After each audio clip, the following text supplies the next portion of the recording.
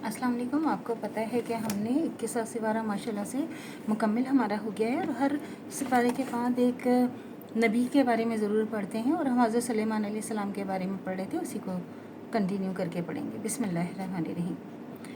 ये जिन्नात इनके लिए वो चीज़ें बनाते थे जो वो चाहते थे, यानी बड़ी बड़ी इमारतें और पहरावे और बड़े बड़े लगन जैसे तालाब और देगें और देगें जो एक ही जगह रखी रहीं। और बाद शैतान ऐसे थे जो इनके लिए गोता लगाते थे और इनके सिवा और काम भी करते थे और हम इनके निगहबान थे। और ए दाऊद की औलाद, तुम नेक अमल किया करो और मेरे बंदों में शुक्रगुजार बहुत कम हैं। जब शाम को पेश किए गए इनके सामने असल उम्दा घोड़े तो कहा, अफसोस में इस माल की मोहब्बत में गाफिल हो गया अपने रब के ज़िक्र से, यहाँ तक कि सूरज पर्दे में छुप गया। इन घोड़ों को मेरे सामने फिर लाओ। हाथ फेरना शुरू कर दिया इनकी टांगों और गर्दनों पर और तलवार का और हमने सुलेमान को आजमाया और हमने डाल दी इनके तख्त पर एक अधूरे बच्चे की लाश। फिर उन्होंने तौबा कर ली।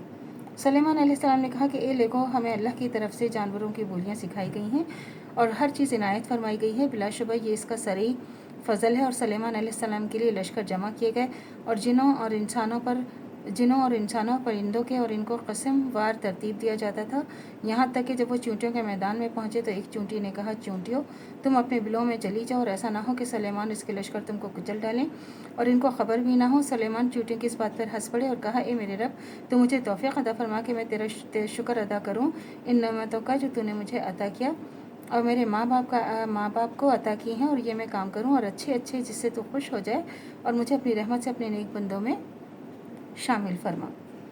हुदुद। और जब सुलेमान ने जानवरों का जायज़ा लिया तो कहा,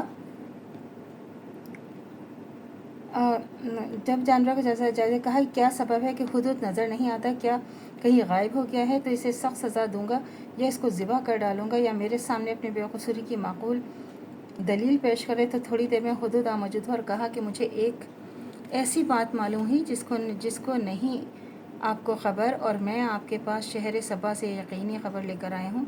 मैंने एक औरत को देखा जो इन लोगों पर हुकूमत करती है और जहाँ मैसर है इसको हर चीज़ और इसका एक बड़ा तख़त है। अब मैंने देखा कि वो और इसकी कौम अल्लाह के सिवा सूरज को सजदा करते हैं और शैतान ने इनको इनके अमाल आरास्ता करके दिखाए हैं, इनको सीधे रास्ते से रोक रखा है।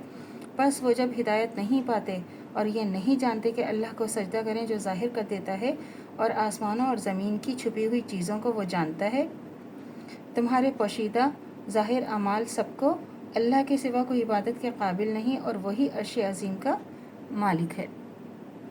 सुलेमान ने कहा कि अच्छा, हम देखेंगे तुमने सच कहा है या तो झूठा है। ये मेरा ख़त ले जा, फिर इसको इनकी तरफ डाल देना है। अब फिर इनके पास से वापस आ और देख वो क्या जवाब देते हैं। तो अल्लाह से दुआ करनी चाहिए जो हमारे ईमान है मतीन कायम दायम रहे। ख़ात्मा बिल खैर ईमान पर हो। इजाज़त दीजिए। अल्लाह हाफिज़। मेरे चैनल को लाइक कीजिए, शेयर कीजिए, सब्सक्राइब कीजिए। शुक्रिया।